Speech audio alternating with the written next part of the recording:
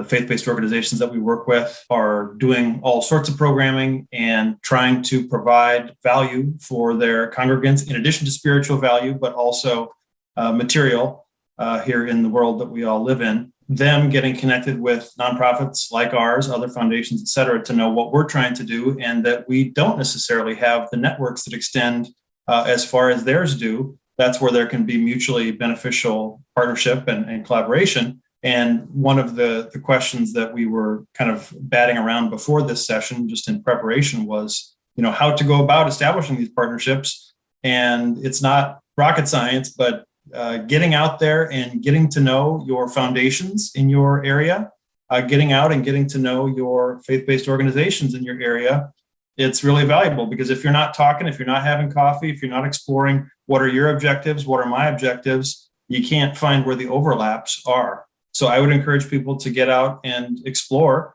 and likewise to consume webinars like this, or follow up on contacts that are made through conversations like this.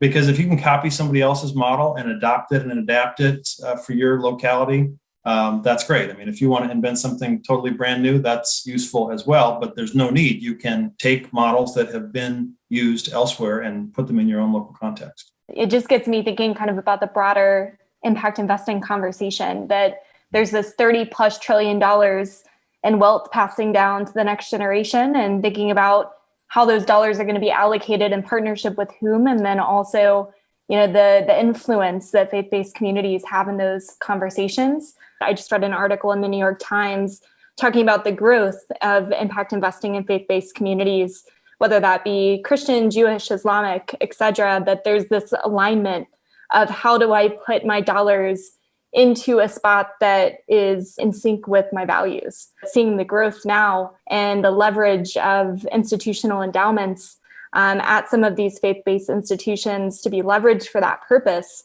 you start to think about the impact that could have systemically on a lot of these conversations, and it's really exciting. So I hope that those worlds continue to collide as all this impact capital continues to flow within the US in particular, and then even broader.